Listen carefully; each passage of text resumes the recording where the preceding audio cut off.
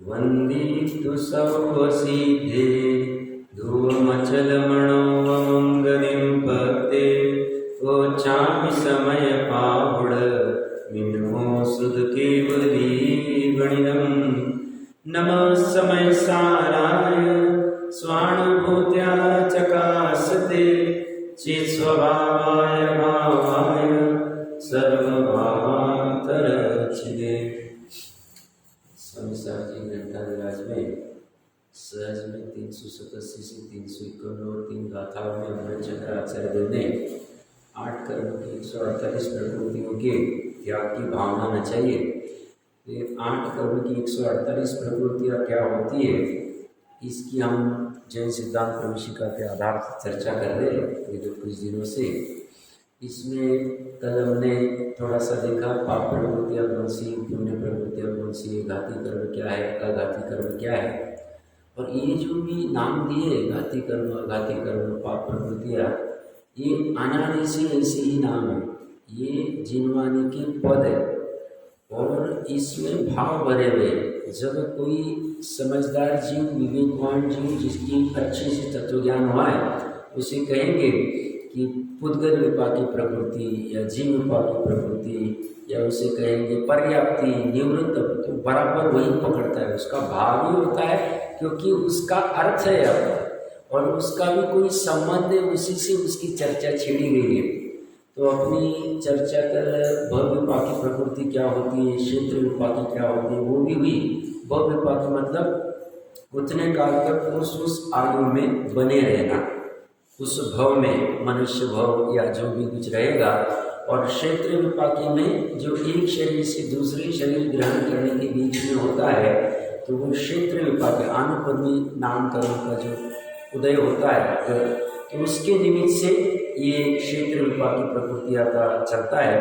अब अपने मूल प्रकरण पर आ जाते हैं, जिसे जानने की हम सबको जिज्ञासा होनी चाहिए कि जिसका फल जीव में आता है, ऐसी जीव प्रकृतियाँ जो है 78 है। ये 78 प्रकृतियों का काम कैसे चलता है, क्योंकि जो पुद्गल में आता है वो तो ठीक है, पर में आता है।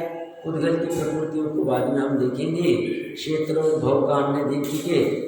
तो जीव उपाधि प्रकृति की परिभाषा हमने क्या देखी, जिस कर्म के उदय का फल जीव में आता है। अब कर्म का उदय होता है, क्योंकि जब सत्ता में पड़ा है तो ढेली समान है, बंद हो रहा है कुछ काम का नहीं है।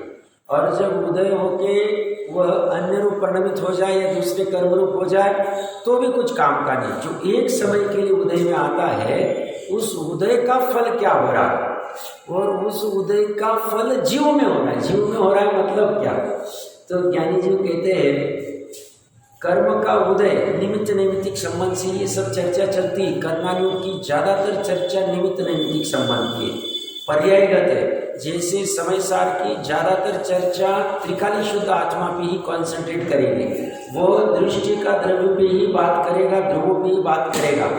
और जैसे तत्वार सूत्र जी आदि आगम 5 द्रव्य के ऊपर बात कर, 6 द्रव्य के ऊपर बात करेंगे। हर एक का अपना अपना एरिया है। तो ऐसे ही ये कर्मानुयोग निमित्त नैमित्तिक से चलता है। तो कर्म के उदय का फल जीव में आता है। तो जीव में आता है मतलब उसका फल जीव में आता है मतलब क्या, अभी जीव बना है गुण और पर्याय से, तो उस कर्म का उदय गुण में आएगा कि पर्याय में आएगा। तो गुण में तो आ ही नहीं सकता है, क्योंकि गुण जैसा अनादिकाल से वैसा अनंत काल तक वैसा ही रहेगा। गुणों का समरूप जो दृष्टि का द्रव्य जो अनादिकाल से जैसा है वैसे ही अनंत काल तक रहेगा। तो उन दोनों में तो फल आने वाला नहीं। तो फल कहाँ आता है, थोड़ा कठिन भी लगे तो सुनना, क्योंकि ये चर्चा बहुत कम होती है। सामान्य चर्चा गायक की तो चलती है, क्योंकि किसी किसी को क्या है, ऐसी चर्चा से डर लगता है। एक्चुअली डरना नहीं चाहिए। मैंने कल भी कहा था, फिर से आज कह रहा हूँ, अंतरात्मा बहिरात्मा की चर्चा चल रही थी। तो बोले बहिरात्मा जो होता है उससे जिससे आनंद उत्पन्न होगा उसकी चर्चा से भय लगता है, ऐसा स्पष्ट रूप से। और जिसमें आपदा खड़ी हो सकती है उसमें इसे राग आदि उत्पन्न होते हैं। देखो उल्टा काम है, जो संसार का कारण है ऐसे परद्रव्य में राग आदि, और जो भेद ज्ञान का कारण है वस्तु स्वरूप समझने का, तो कभी भी डरना नहीं। कोई कठिन भी लगे तो टिके रहना, बने रहना। टिके रहेंगे तो काम हो जाएगा, आज नहीं तो कल होगा ही। मैं क्यों कह रहा हूँ, क्योंकि अभी बहुत सारे प्रवचन सार के रेफरेंस आज कितने होते पता नहीं, बट वो होंगे तो इतने सारी चर्चा में फिर सारांश भी करूंगा मैं, तो फिर पता चलेगा कि मैं कहना क्या चाह रहा था। मैं मुख्यतः से जीव उपाधि का लिंकिंग जीव की उपादानगत कैसी पर्याय में होता है उसके ऊपर मैं फोकस करके, और उसका आधार अमृत चंद्रदेव क्या कहते हैं, और जैसे आचार्य देव की भी एक दो आधार है, तो उससे हमें आगम के आधार से पता चलेगा प्रकरण क्या चल रहा है जीव उपाधि का। तो जीव में होता है उसका फल, तो उसका फल जीव में होता है, मतलब जीव में क्या होगा। देखिए फल तो एक तो सुख दुख की अपेक्षा से, हमें तो सुख दुख से मतलब है, वो तो सभी का निचोड़ है, सभी का निचोड़ है। मतलब जैसे मति ज्ञानामरण कर्म का उदय और जीव को जानने की इच्छा कुछ, बट उसके मति ज्ञानावरण कर्म का उदय वो जान नहीं पा रहा, तो मति ज्ञानावरण कर्म के उदय का फल जीव में हो रहा है, मतलब जीव जान नहीं पा रहा। ये हो गया सामान्य फल, जीवपा की प्रकृति है। अब ये जान नहीं पा रहा है तो उसका और फल क्या होगा, तो उसे दुख का वेदन होगा, क्योंकि जानने की इच्छा है, मैं जानूं मति ज्ञान से या श्रुति ज्ञान से बाजू में क्या चल रहा है, और अभी मति ज्ञानावरण कर्म का उदय मैं जान नहीं पा रहा, तो उसका फल जीव में क्या आया, तो जीव एक तो जान नहीं पाता है मति ज्ञान से या श्रुति ज्ञान से, जो भी ज्ञान हमें पकड़ना है एक, और साथ साथ में उसका निचोड़ क्या होगा, दुख का अनुभव करता है, क्योंकि जैसी इच्छा थी वैसा होता नहीं। टोटल जी साहब ने तीसरे अधिकार में लिया है विस्तार से, जानने की इच्छा तो है बट जान नहीं पाता है, ज्ञानावरण आदि के प्रकरण में देख लेना चाहिए। तो उसका फल क्या हुआ, दो फल हुए, मैंने मति ज्ञान पे घटित किया, ऐसा हम सब 78 प्रकृति में तरकीब से घटा सकते हैं, बट उसमें से हम कुछ कुछ प्रकृतियों में विशेष रूप से पकड़ में आ सकता है, उसको मैं लूंगा। तो दो फल, एक फल क्या हुआ, मति ज्ञानावरण कर्म का उदय, और जीव में उसका फल क्या हुआ, जान पना नहीं हुआ, और निचोड़ क्या हुआ, तो दुख का वेदन हो रहा है कि जानने की इच्छा है वहां क्या चल रहा है, और जानने में नहीं आ रहा, कोई बता ही नहीं रहा, फोन ही नहीं लग रहा है, या कुछ भी हो रहा है। बहुत बार ऐसा होता है कि हम वहां पे क्या चल रहे हैं जानने की जिज्ञासा करें। कभी कोई परिवार का गेट टुगेदर था, तो कोई 2-3 लोग आ नहीं पाए, तो वहां पे क्या चल रहा है उनको जानने की जिज्ञासा थी, तो उन्होंने मुझे फोन लगाया कि आपको कुछ पता है कि वहाँ क्या चल रहा है। बहुत 15 साल पहले किया, बोले कि आप भी गेट टुगेदर जाते थे, अभी ये सब व्यवस्था में उधर उलझे हुई थी, तो अच्छा हुआ तो बाहर आ गए। तो वहां पे गए थे, कौन कौन आया है, क्या चल रहा है, सब बराबर चल रहा है क्या, भोजन क्या बने, क्या है, जानने की इच्छा।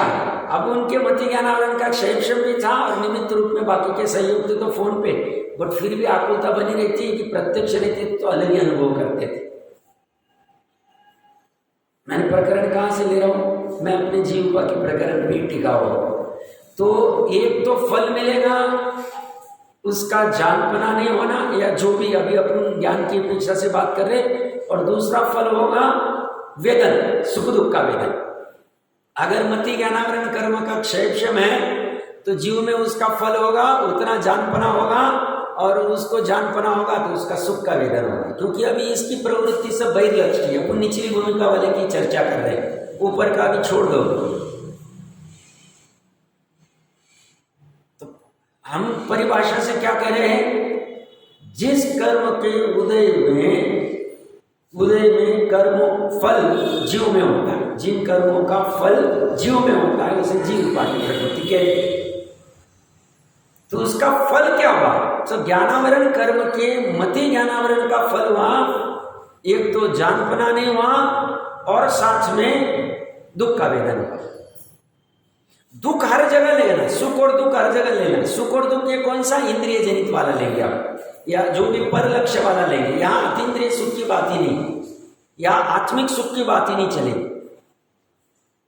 फिर ऐसे ही श्रुत ज्ञानावरण कर्म का उदय, श्रुत ज्ञानावरण कर्म का उदय है, जीव जानने की इच्छा है उसको कि मैं ये समझू, ये जीव विपाक की प्रकृति क्या है, या पुद्गल विपाक की प्रकृति क्या है, या 8 कर्म क्या है, 148 प्रकृतियाँ क्या है, या और अन्य भी, मैं गायक आत्मा को जानूं, या 6 द्रव्यों को जानूं, द्रव्य गुण पर्याय की व्यवस्था को जानूं, 7 तत्वों को जानूं, देवगुरु धर्म के स्वरूप को जानूं, ऐसी उसकी इच्छा है। इच्छा चारित्र गुण का विकार है। और मति श्रुत ज्ञान, श्रुत ज्ञानावरण में मुख्यतः से जानने में आता है। श्रुत ज्ञान में श्रुत ज्ञानावरण कर्म का उदय है। इच्छा भी है वो जानने की, मैं धर्म की अपेक्षा से उदाहरण ले रहा हूं, और वो जान नहीं पाता।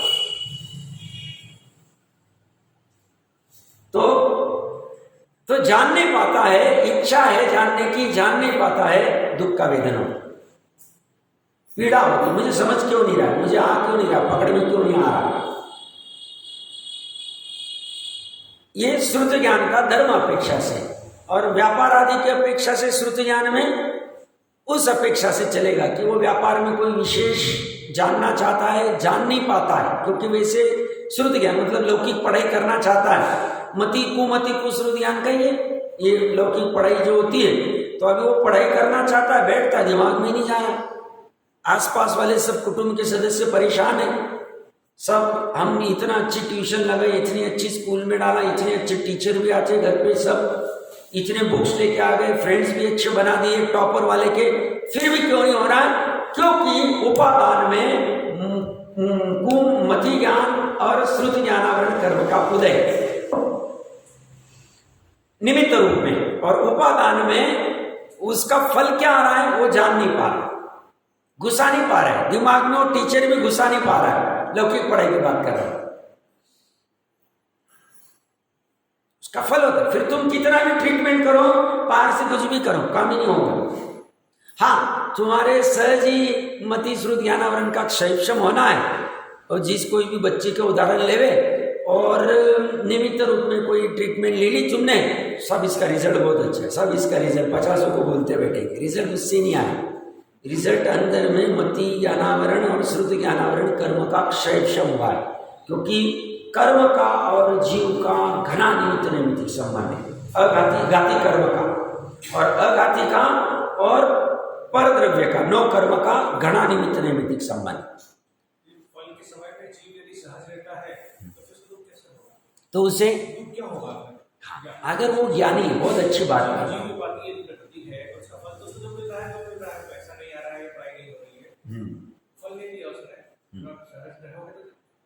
हाँ बहुत अच्छा, मतलब अगर ज्ञाता दृष्टा रहते, जितने प्रमाण में ज्ञाता दृष्टापना है, सम्यक दृष्टि है, उतने प्रमाण में दुख नहीं। हाँ तो देखो, हाँ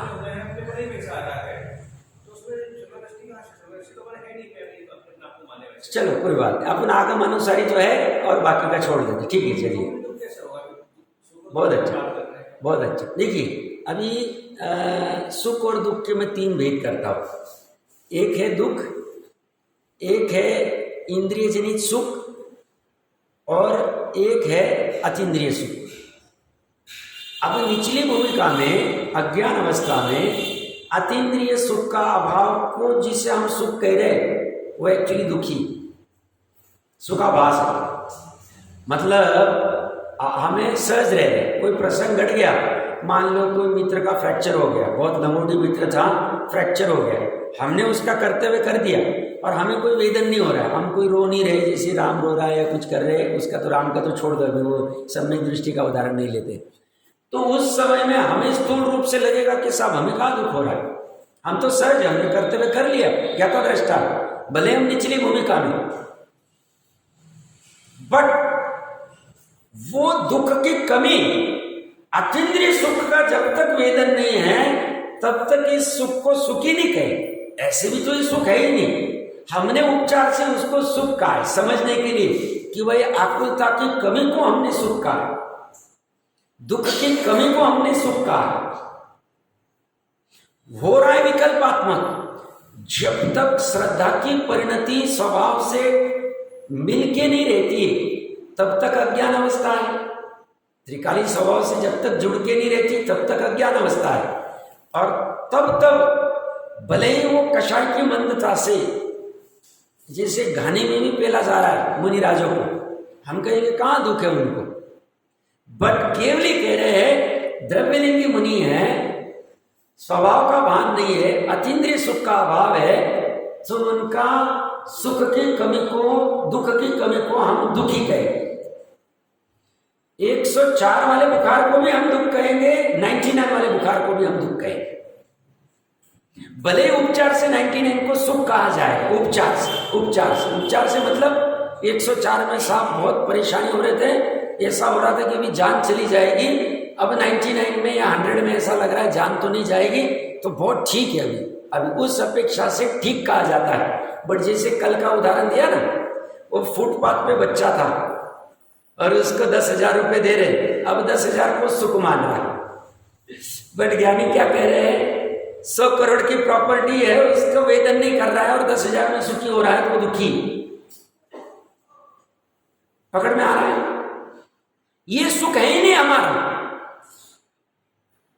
भले हम भोजन पे बैठे, गृद्धता नहीं कर रहे, हमारे मंचों का पकवान है, ज्ञाता दृष्टा विकल्प में, अभी निचली भूमिका में विकल्पात्मक ज्ञाता दृष्टा खा रहे, बट हमें त्रिकाली का वेदन नहीं है, श्रद्धान नहीं, प्रतीति नहीं, निश्चय वाली, तो हमारा वो भले हम कह रहे हम कहाँ दुखी हो रहे, हम कहाँ झपट्टे लगा रहे खाने में, हम आराम से खाना खा रहे, तो भी ज्ञानी कह रहे हैं आकुलता बनी हुई है, वहां पे बलि कम है। भले हमें ऐसा लग रहा है भ्रम भी हो जाता है बहुत से लोग, सब हम तो बहुत शांति से खाते हैं, ज्ञाता दृष्टा पना चल रहे, वो कह रहे जब तक तुम्हें स्वभाव का वेदन नहीं होगा तब तक तुम्हारा संसार मार्ग चल ही रहा है।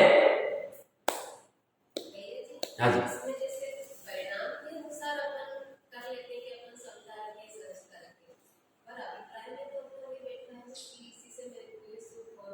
हाँ बहुत अच्छा, बट वो अभिप्राय अगर विकल्पात्मक है तो निर्विकल्प वाला चाहिए। निर्विकल्प वाली अनुभूति के बाद में श्रद्धा नीचे गिरे नहीं, मतलब उदय में या तो मिथ्या तो प्रकृति ना रहे या तो सम्यक मिथ्या तो प्रकृति न रहे,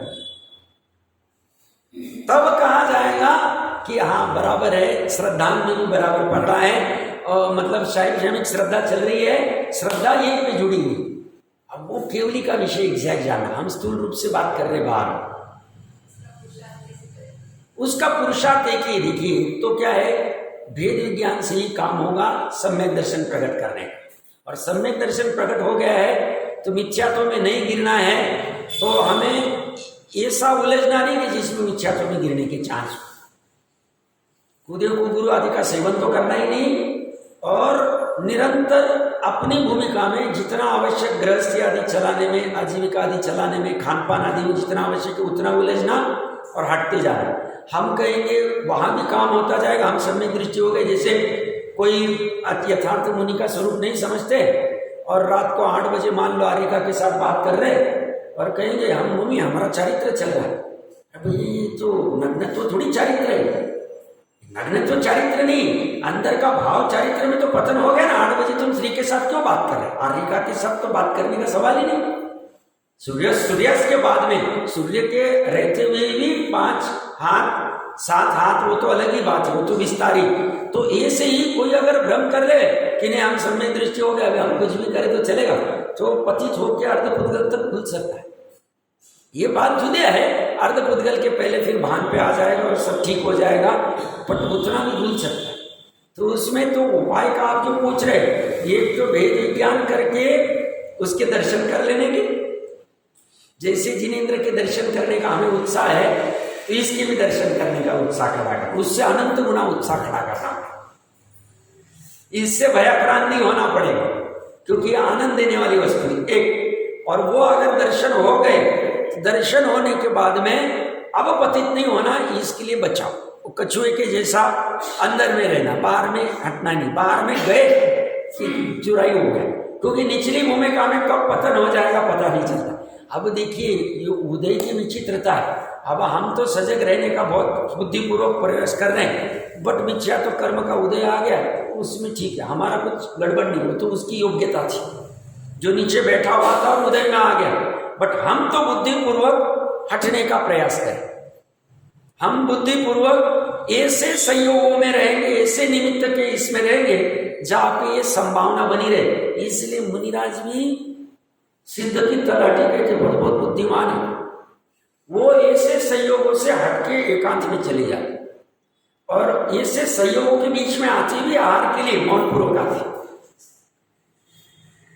विशेषता समझना, वो चिगना नहीं चाहते, सामने वाले की पात्रता होगी, राग का संजलन का उदय होगा तो उपदेश देंगे, नहीं होगी तो देंगे ही नहीं, और नहीं तो उपसर्ग और कुछ आ रहे अपने अपने ध्यान में लीन रहे, कोई लेना ही नहीं। हम मौन पूर्वक हो जाएंगे, हमारा सबसे अच्छा साधन, हम जुड़ेंगे नहीं किससे, जुड़े कि गए काम से गए, ये तो ये नक्की, उसमें तो ये उपाय इतना ही। अब हम ये उपाय करने को तैयार नहीं, तो टुंडरमल जी साहब कहते हैं इसके उपाय जो कहते हो तो टुंडरमल जी कहते हैं ना, हम जो उपाय कह रहे हो तो तुम करो, तो कह रहे सम्यक दर्शन ज्ञान और निरंतर तत्व विचार, उसी का उपाय करना। तो आपके भी मेरे ख्याल से प्रश्न का और आपका वो जो उसको भले ऐसा लगता है कि मेरे को दुख का है, दुख को हम क्या मानते हैं, आंखों में आंसू आने कोई दुख मानते हैं, ऐसा नहीं, कुछ ना कुछ कमी होना, कुछ भी कमी होना।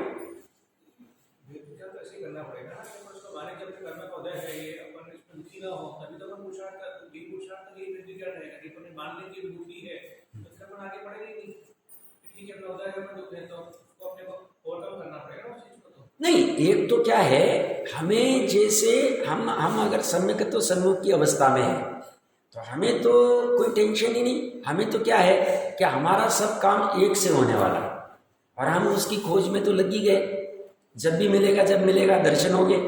अच्छा, जो अज्ञानी जो एकदम रचा पचा है विषय आदि में, उससे तो हम ठीक ही, तो ये तो हमें समाधान है, बट साथ में दूसरा आवाज ये भी आएगा, इसमें संतुष्ट नहीं होना, इसमें संतुष्ट नहीं होना, ये भी आवाज आएगा।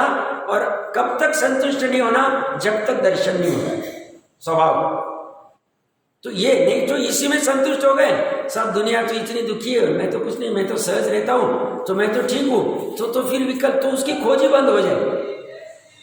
हमें तो कुछ भी करके पूरी पर्याय में उसी को भरना है, एक को ही भरना है, इतना काम, इतना एक ही काम है धर्म में, सही में। बट अभी निचली अवस्था में ये तुरंत नहीं कर पाता है जीव, इसलिए उसको फिर दानवरत सिद्धपादी के ऑप्शन दिए जाते हैं, वहां पे खड़ा किया जाता है स्वाध्याय आदि में, बाकी और कुछ भी नहीं।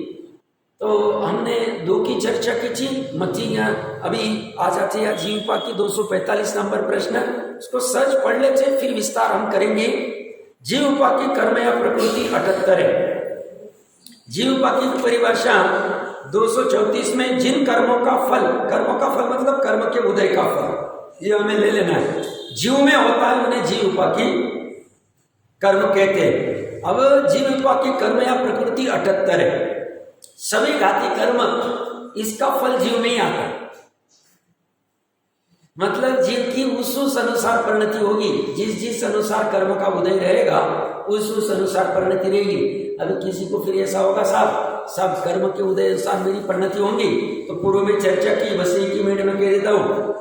टोडरमल जी साहब जैसे कहते हैं, भाई ये कर्म का उदय एक जैसा नहीं रहता है, ये कर्म का उदय जब ढीला पड़ता है उस समय में तुम अगर तुम्हारी होनार भी अच्छी है, पुरुषार्थ भी करने को तैयार हो, तो तुम अगर तत्व निर्णय करो, भले तुम्हें निमित्त रूप में कोई गुरु आदि मिल जाए या जिनवानी आदि तो मिलनी ही चाहिए, अगर गुरु नहीं मिले तो, और तुम पुरुषार्थ करो निर्णय करने का, प्रयोजन बोध का, और वो करने जाओगे तो होगा क्या, नया जो बंद है ये मंद पड़ा हुआ है, वो कर्म का उदय, और उस समय में तुम तत्व ज्ञान में लग गए, तो तत्व ज्ञान में स्वाध्याय आदि में निर्णय करने में लग गए, तो नया कर्म ढीला बंधेगा, तीव्र नहीं बंधेगा।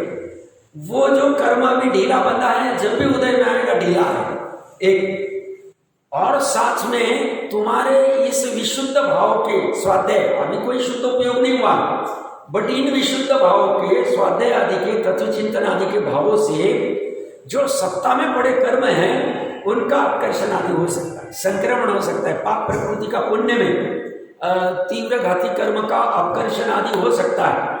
और ऐसा हो जाए तो उन जिनका आकर्षण हुआ है वो उदय में तीव्र रूप नहीं आएंगे, मंद रूप आएंगे, और ऐसी प्रक्रिया चलती जाए चलती जाए चलती जाए। कब तक? जब तक ऐसी अवस्था न आवे कि मिथ्यात्व और अनंतानुबंध की चाह और सम्यकत्व अगर रहेगी तो, और सम्यकत्व और सम्यक मिथ्यात्व रहेगी तो, और औपशमिक सम्यक दर्शन होना, ये 7 प्रकृति को, 5 को, 6 को, जितना भी स्टॉक में होगा, इनका उपशम या शैक्षम होगा, उस समय में तुम्हारा काम हो, उस समय में छूटने का अवसर मिल जाए, उस समय मोक्ष मार्ग चालू हो जाए। बाकी कोई कहेगा सब कर्म के उदय में नहीं, और फिर ज्ञानी जी कहेंगे भैया कर्म का उदय, उसकी वजह से मेरे ऐसे फल में मेरे ऐसे भाव हो रहे कि मति ज्ञानावरण की इसलिए मैं जान नहीं पा रहा हूँ, श्रुति ज्ञानावरण इसलिए ये नहीं कर पा रहा हूँ, मिथ्यात्व का उदय इसलिए मिथ्यात्व का भाव हो रहा है। तो ये सब तुम अगर इसमें घटित कराओगे, वो बोले ये कर्म का उदय क्यों आया? सब सत्ता में पड़े थे, सत्ता में क्यों आए? बंद हुआ था, बंद क्यों हुआ? उस समय मैंने ऐसा भाव किया। तुमको किसने कहा था वैसा भाव करने? सब उस समय में और दूसरे कर्म उदय में थे, उसकी वजह से मेरा ऐसा भाव हो गया। वो जो कर्म था वो तुमने बांधा था, वो किसने बांधा था? तुमने ही बांधा था। उस समय में क्यों भाव किया? सब उसकी वजह से। भैया तो ये सब पीछे जाता जाता कभी खत्म नहीं होगा। तुझे अभी अगर ये परंपरा तोड़नी है तो बस उसका अवसर ढूंढना पड़ेगा। तो तुम्हें अभी दूसरे के ऊपर दलील देने की कोई आवश्यकता नहीं है, क्योंकि अभी कुछ आधार देखेंगे उसमें तो जीव के ऊपर ही लेते हैं सब। कथनचित व्यवहार से कहेंगे, कर्म के निमित्त से, ये भी मैं आधार दिखाऊंगा, और उसी की आगे की गाथाओं में ये भी आधार रहेगा कि ये सब जीव के स्वयं से किए गए। तो ये कर्म का उदय निमित्त है, और उसका फल जो जीव में आता है वो नैमित्तिक रूप में आता है। कर्ता जो उपादान से स्वयं है, निमित्त रूप में वो खड़ा रहेगा। यहाँ पे सभी प्रकार के घाती कर्म, अब घाती कर्म का हमने देखा था 5 ज्ञानावरण के हैं, 9 दर्शनावरण के हैं, मोहनीय के 28 है, और अंतराय के 5 है। हमको कौन से वो देख लेना। तो इसमें मति ज्ञानावरण का उदय होगा तो जान पना नहीं होता है, शैवशम होगा तो उतने प्रमाण में जानना पना होता है, जीव के भाव का ऐसा चलता है। और मति ज्ञान आदि के क्षय हो गया और केवल ज्ञान प्रकट हो गया तो संपूर्ण जानना होगा। ये निमित्त नैमित्तिक संबंध का है। ऐसी श्रुति ज्ञानावरण, अवधि ज्ञानावरण, अवधि ज्ञानावरण कर्म का उदय है और उसका फल जीव में आता है, जीव अवधि ज्ञान नहीं कर पा रहा। कल हम चर्चा कर रहे थे, ये देशघाती प्रकृति है और इसके सर्वघाती स्पर्धकों का हमारा उदय है। हम अवधि ज्ञान नहीं कर रहे, किसी को होगा तो मुझे कोई प्रॉब्लम नहीं है, बट आप समझना अपेक्षा। तो अवधि ज्ञानावरण कर्म के देशघाती प्रकृति के सर्वघाती स्पर्धकों का उदय है। उसके निमित्त से नैमित्तिक में जीव का परिणाम क्या होता है? अवधि ज्ञान नहीं हो पाता। जीव का परिणाम मतलब जीव की पर्याय। जीव की किसकी पर्याय? जीव की ज्ञान की 5 पर्याय हो सकती है, एक साथ 4 हो सकती है, बट भेद अपेक्षा से 5 कह रहा हूं, केवल ज्ञान को पकड़।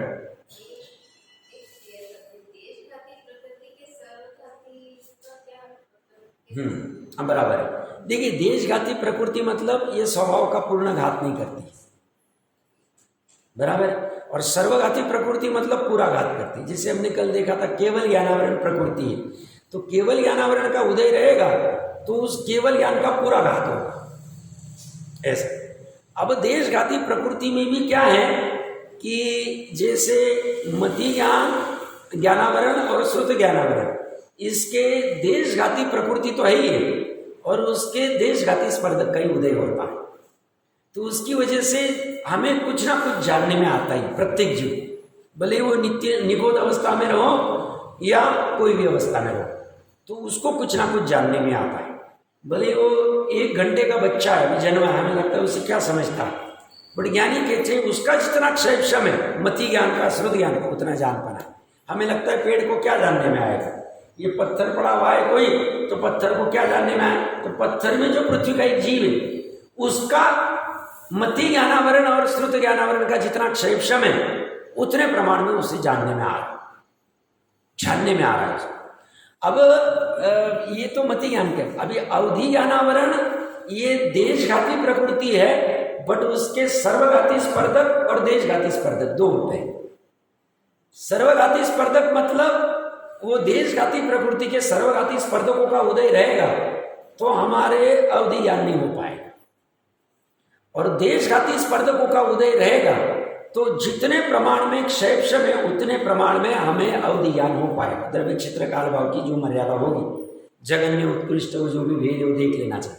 अब स्पर्धक क्या है तो हमने देखा था वर्ग, वर्गना और स्पर्धक। वर्ग मतलब क्या, अविभाग प्रतिच्छेद जो होते हैं वो समान अविभाग प्रतिच्छेद वाले एक परमाणु को वर्ग कहते हैं। ऐसे बहुत सारे वर्ग के समूह को वर्गना कहते हैं, और अनेक अनेक प्रकार की वर्गनाओं को मिलके वो स्पर्धक होते हैं। तो स्पर्धक मतलब गुच्छा कह सकते, कार्बन वर्गना का मुख्यता से होगा।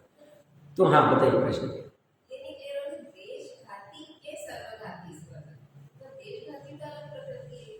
नहीं, प्रकृति देशघाती है और स्पर्धक सर्वघाती है। स्पर्धक अलग है, प्रकृति अलग है। प्रकृति जो 8 कर्म की प्रकृतियां है ना 148, उसको प्रकृति कहेंगे, और स्पर्धक मतलब वो स्कंद कार्बन वर्गना, उसकी पावर कैसी, उसका मतलब सर्व को घात करने वाले स्पर्धक है वो, या देश को घात, एक देश घात करने वाले स्पर्धक है, उसके ऊपर डिपेंड रहेगा। ऐसा मतलब जैसे हमने देखा ना, प्रकृति बंध, प्रदेश बंध, स्थिति बंध, अनुभाग बंध। तो प्रकृति सर्वघाती है मतलब उसका नेचर ही सर्व का स्वभाव का घात करना है। प्रकृति देशघाती है मतलब उसका स्वभाव ही एक देश घात करना है, पूर्ण घात करना नहीं। ये हो गया उस प्रकृति का नेचर। अब उस प्रकृति के जो कार्बन वर्गना है उनका स्पर्धक है जो गुच्छ है, उसका नेचर कैसा है, अब वो विशेष में चले गए ऐसा। हाँ उसमें आ जाएगा बराबर। हाँ स्पर्धक में अनुभाग का रहता है बराबर, पावर कितनी, जैसे पर्याय के अविभाग प्रतिच्छेद होते हैं उसकी पावर पर डिपेंड। तो अभी सर्व घात करने वाले स्पर्धक वाला अनुभाग है, कुछ भी जानने में नहीं आ रहा ऐसा हो जाए। हम कहाँ चर्चा कर रहे थे, अवधि ज्ञान का। ऐसी ही मन पर्याय ज्ञान है, मन पर्याय ज्ञानावरण कर्म का उदय है और जान नहीं पाएगा। अभी 100 मुनिराज है, 100 के 100 भाव लेंगे, बट उसमें से 2 मुनिराज के मन पर्याय ज्ञान है, मान लो एक का ऋजुमती है और एक का विपुलमती, इसमें भी फर्क पड़ जाएगा, इसलिए मैंने जानबूझ के 2 उदाहरण है। 98 के मति ज्ञानावरण कर्म के सर्वघाती प्रकृति का स्पर्धकों का उदय है, इसकी वजह से मति ज्ञान मन पर्याय ज्ञान नहीं हो रहा। अब वो क्यों है, तो जीव की विशुद्धि नहीं और निमित्त में जाए। वैसे कर्म क्यों होते हैं में, क्योंकि विशुद्धि के निमित्त से ही ये सब होता है। विशुद्धि विशेष होगी, प्रचुर होगी तो अवधि ज्ञान मन पर्याय ज्ञान होगा, विशुद्धि विशेष नहीं होगी तो नहीं होगा। अब जो 2 को मन पर्याय ज्ञान है तो एक को विपुलमती एक को ऋजुमती, इसमें भी विशुद्धि में फर्क पड़ जाए। मतलब एक का विपुलमती वाले का क्षेत्र ज्यादा, मतलब उदय कम है, तो इसलिए उनको 2.5 द्वीप तक का पूरा मन पर्याय ज्ञान उत्कृष्ट वाला। उदाहरण ले रहे हैं हम ऐसे, और किसी को जगन्य वाला तो थोड़ा ही डिपेंड, उसमें फर्क पड़ जाता है। इसमें थोड़ा माथा चकराता है, बट हम प्रैक्टिकल उदाहरण से ले रहे हैं इसलिए समझने में थोड़ा सा मुझे लगता है सरल हो सकता है। तो वो मुनिराज के वैसी विशुद्धि, तो जीव की विशुद्धि निमित्त और उस मति ज्ञान नैमित्तिक में उस मति ज्ञान मन पर्याय ज्ञानावरण कर्म का वैसे उदय का अभाव होना, मतलब शैव श्रवण, और उसके निमित्त से उनको मन पर्याय ज्ञान, और उससे क्या होगा, उपयोग लगाएंगे तो किसी के मन का जानना है तो जान लेंगे। अभी जैसे गौतम गंधर्व आदि को 4 ज्ञान थे, बट हर समय मन पर्याय ज्ञान का उपयोग नहीं लगा रहे। शैव में हर समय हो रहा 4 ज्ञान, ऐसी विशुद्धि, मतलब मति ज्ञान श्रुत ज्ञान तो है ही नॉर्मल वाला। श्रुत ज्ञान की हर समय में कर्म का जो श्रुत ज्ञानावरण कर्म है उसका क्षेत्र इतना है कि 12 अंक का ज्ञान हमेशा बना। जब से 4 ज्ञान हुए और जब तक केवल ज्ञान नहीं होता है तब तक 12 अंक का ज्ञान बना ही रहे हर समय। बाह्य गुण स्थान के अंतिम समय तक किसकी पर्याय में? श्रुत ज्ञान की शैक्षम वाली पर्याय। श्रुत ज्ञान की पर्याय में 12 अंक का ज्ञान है, उपयोग में इतना नहीं, उपयोग अलग है, शैक्षम अलग है, कंफ्यूज मत होना।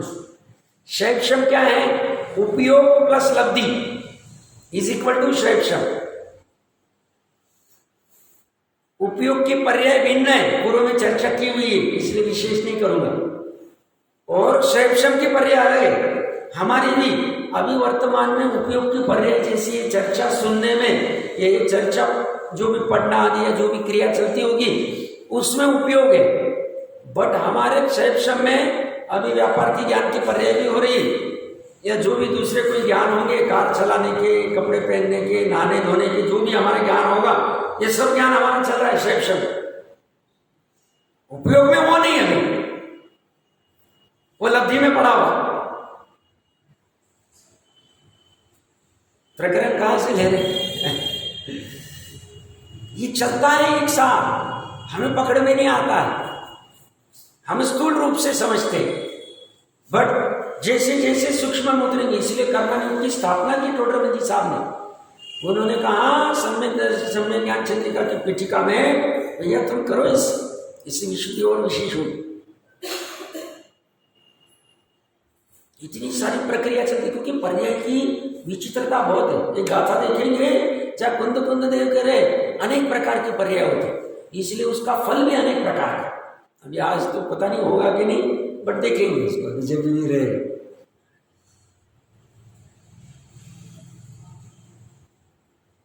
तो मैं क्या कह रहा था, तो इनके अवधि ज्ञान, मन पर ज्ञान की भी गंधर आदि की शैक्षम है, उतने अनुसार में वो जानपना है, मति ज्ञान का, श्रुत ज्ञान का, अवधि ज्ञान का, मन पर ज्ञान और उपयोग। अभी देखना, 4 ज्ञान के धनी गंधर का उत्कृष्ट उदाहरण ले रहा हूं, कैसे चलता है समझना।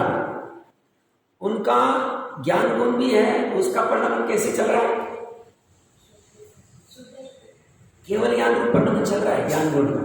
मैंने आधार भी दिखाया, चाहिए तो मैं समय सार से दिखा सकता हूँ, अमृत चंद्र का भी और जैसे आचार्य देव का भी दिखा सकता हूँ। तो ये तो गंधर का उदाहरण ले रहे, हमारे भी ज्ञान गुण का परिणाम केवल ज्ञान रूप है, पर पर्याय में वेदन नहीं हो रहा है, तो हमें हवा में उड़ना नहीं चाहिए, हम सब केवल ही ऐसा नहीं करना। तो जब तक, क्योंकि भोग के पर्याय का ही होता है, ज्ञान गुण का परिणाम केवल ज्ञान उत्कृष्ट रूप में हो रहा है, और उनकी साथ में 4 पर्याय भी हो रही एक साथ। उपयोग में एक समय में एक ही पर्याय रहेगी, उपयोग की पर्याय अलग, ये 4 शैक्षण की पर्याय अलग, और ये गुण अलग, और ये सब एक ही आत्मद्रव्य में, प्रमाण के आत्मा में सब चल रहा है, आराम से चल रहा है, उत्पाद वाला आराम से चल रहा है। हमारी भी, हमारे ज्ञान गुण का परिणाम केवल ज्ञान रूप, हमारी मति ज्ञान, श्रुत ज्ञान का जितना शैक्षण होगा उतना, और हमारे उपयोग में अभी जो चर्चा चल रही है, हर समय हमारे शैक्षण की पर्याय भी चलती जा रही, हो रही, दोनों हो रही। नहीं, अविभाव प्रतिच्छेद तो पर्याय की शक्ति है, मैं तो पर्याय की बात कर रहा हूं। अभी इस पर्याय की फिर जितनी शक्ति होगी, कितने जान पाने की शक्ति, वो होंगे उसके अविभाव प्रतिच्छेद, संख्यात असंख्यात अनंत आदि आदि, जैसे केवल ज्ञान के होते हैं ना उस अपेक्षा से, तो वो तो अविभाव प्रतिच्छेद, वो तो केवली का ही विषय है। बट हम तो स्थूल पर्याय की बात करें, पर्याय में ही हो रहा है वर्तमान। हमारे मति ज्ञान भी है और श्रुति ज्ञान भी। हमें कान से भी सुनने का क्षेपशम की पर्याय हो रही, आंख से भी, कहाँ सब अभी रसना इंद्रिय का काम नहीं चल रहा है, तो क्षेपशम में लब्धि में पड़ी और वेस्ट हो जाती हो, यूज भी नहीं होती। अभी उपयोग में सिर्फ कर्म इंद्रिय का चल रहा है, आप लोगों को अगर चल रहा है, बहुत स्थूल कथन का। या किसी का अभी मन व्यापार में चला गया होगा, ये बात सुनते सुनते वो व्यापार में सेवक आया होगा कि नहीं, घर पे क्या हो रहा होगा, तो उसका वो मन का उपयोग चल रहा है, मन रिलेटेड वाला इसी समय। और बाकी के सब लब्धि में शैवशम में पड़े हुए। तो शैवशम की पर्याय अलग होती। कोई कहेगा साहब एक समय में एक गुण की एक ही पर्याय सुनी थी। तो ज्ञान गुण की केवल ज्ञान और केवल दर्शन दो पर्याय कैसी एक साथ होती। मैं आधार दूंगा, मैंने दिया है 320वीं गाथा में एक साथ बहुत सारी पर्याय हो सकती। और जीव पाकी में हमें वही समझना है, ये पर्याय की विचित्रता, ये सब पर्याय, ये गुण नहीं, ये जितने भी 78 है ये पर्यायगत योग्यता होती है। और इसका आधार भी अच्छे से, बस उसे लिंक करते आना चाहिए। इसलिए प्रवचन सार जी की महिमा बहुत है। प्रवचन सार जी गजब शास्त्र, यूनिवर्सिटीज में पढ़ाया जाता है, फॉरेन आदि विशेष शास्त्र, समझने योग्य। टोडरमल जी साहब ने लिया ना पहले अधिकार के 22 नंबर पेज में लिया हो, प्रवचन सार से आगम का ज्ञान कर लेना चाहिए। अध्यात्म तो आत्मख्याति में कहा, रहस्यपूर्ण चिट्ठी में, और प्रवचन सार में कहा है, तत्वार सूत्र नहीं कहा, अपेक्षा है उसके पीछे। तो हम कहां तक आ रहे, हम ये 4 पर्याय का साथ एक साथ चल रहा है। गुण का अपना परिणमन चल रहा है, ध्रुव रूप। इन चारों पर्याय का शैवशम का उत्पाद वे रूप, उपयोग का भी उत्पाद वे रूप पर्याय चल रहा है। उपयोग का कैसे, अभी वॉल को देख रहे या डोर को देख रहे, अभी फैन को देख रहे, ये उपयोग की पर्याय बदलती जा रही है। ज्ञान से समझ सकते, ये सही श्रद्धा में, चरित्र में, आदि आदि में लगा लेना होता है ऐसा। ये कोई अपने मनगढ़ंत बात नहीं कह रहा हूं मैं, हम प्रैक्टिकल देख सकते हैं ना। हम एक एक समय का पकड़ नहीं सकते, इसलिए स्थूल उदाहरण देना पड़ता है।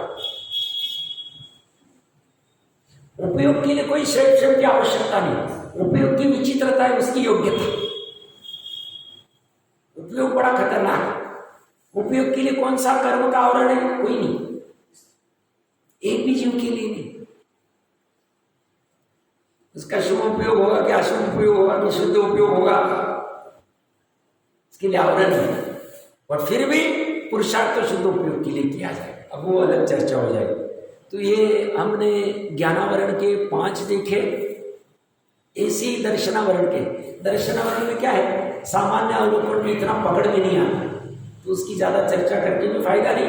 मात्र ये कह सकते हैं कि जैसे चक्षु दर्शनावरण का उदय, तो जीव को चक्षु दर्शनावरण संदर्भ में, चक्षु दर्शन संदर्भ में उसमें जानने में नहीं आता, उसका अभाव हो रहा है। उसको अचक्षु दर्शनावरण का उदय या अवधि दर्शनावरण का उदय या केवल दर्शनावरण का उदय या उसे निद्रा का उदय, तो उतने अनुषंग से उसे दर्शन उपयोग नहीं होता। निद्रा का उदय, प्रचला और ज्ञान वृद्धि का उदय, इसे जानना। तो जीव में इसका फल क्या हुआ, तो सामान्य अवलोकन नहीं हो पाया उतने काल तक, जितने काल तक निमित्त रूप में निद्रा प्रचला आदि का उदय था, उतनी काल तक सामान्य अवलोकन नहीं हो पाया। सामान्य मतलब दर्शन उपयोग नहीं हो पाया। दर्शन उपयोग अपना स्वभाव, क्योंकि दर्शन उपयोग का एक अर्थ वो भी क्या था, आत्मा को जानना, ये दर्शन उपयोग। द्रव्य संग्रह से देख लेना चाहिए अंत में। और ज्ञान उपयोग क्या है, पर को जानना, विशेष को जानना, बाहर को जानना। और ये आत्मा को जानना मतलब दर्शन। तो हमें इसलिए निद्रा घटा देनी चाहिए, 6 घंटे निद्रा बहुत। और जिसमें ज़्यादा थकान हो, इससे लौकिक के कार्य घटा देने चाहिए, ताकि उसमें हमारा समय जाएगा नहीं, लौकिक के कार्य में उतनी ज़्यादा निद्रा में समय जाएगा नहीं। वो बचा हुआ समय हम स्वाध्याय तत्व विचार ये सब निर्णय में लगा सकते, उसमें लगाना चाहिए, ये बुद्धिपूर्वक। नहीं तो जीव इतना थक जाता है, मतलब सुबह 10-11 बजे जाता है, वो रात को 9-10 बजे आता है, फिर मूड हो गया तो होटल में चला जाता है, 11-12 बजे आता है, फिर 2 बजे सोता है, फिर 8 बजे उठता है, 9 बजे, अलग ही रूटीन चल जाता है। तो इसी उल्टी रूटीन नहीं करनी चाहिए।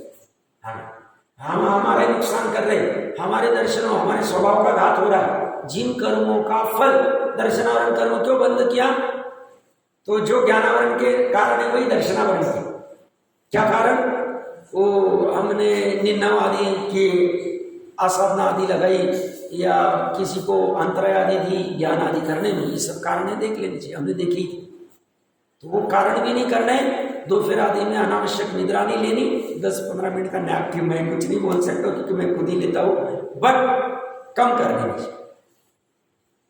निद्रा दर्शनावरण सवा का नींद भी आ जाए तो खड़े हो जाए। कैसे हम उसको हटाए तो देखना चाहिए, क्योंकि 24 घंटे में 8 घंटे निद्रा लेंगे तो हमारे 33% तो नींद में ही चला जाए, 33% हमारा दर्शन उपयोगी नहीं हो। तो ये दो की चर्चा हुई। अब अंतराय की और मोहनी की, ये दो की चर्चा बाकी है, वो चर्चा कल करेंगे। तो 47 प्रकृति का कैसे फल आ रहा है, ज्ञानावरण दर्शनावरण में किसी कोई शंका कि नहीं समझ में नहीं आया कैसे फल आता है? फल मतलब उसकी पर्यायगत वैसी योग्यता होता उपादान से ही। हम दोनों समझ में देखिए, ये जो कथन चल रहा है ना, कर्म का फल जीव में आता, तो ये निमित्त की अपेक्षा से कथन। और मैं उपादान का भी आधार बताऊंगा, जिसमें कहा जाएगा जीव स्वयं उतना ही ज्ञान कर पाता है, जीव उतना ही दर्शन कर पाता है, जीव उतना ही दान लाभ भोग आदि कर पाता है। वो चर्चा मैं करूंगा, उसका आधार जब चर्चा होगी तब, अभी कंफ्यूज नहीं कर रहा हूँ। तो ये दोनों के हो गए। अंतराय में इसका मतलब दर्शनावरण में दर्शन नहीं कर पाता है, ज्ञानावरण में ज्ञान नहीं कर पाता है। अंतराय में जीव का क्या परिणाम होता है और मोहनीय में क्या होता है, क्रोध आदि रूप क्या होता है, उसकी चर्चा करके मेन चर्चा अपने नाम कर्म पे चलेगी। तीर्थंकर आदि में जीव उपाधि कैसे, उसका जीव में क्या फल होता है, तो वो चर्चा के लिए फिर ये प्रवचन सार जी लगेगा कल या परसों जैसी रहेगा, और उसी चर्चा करते हैं।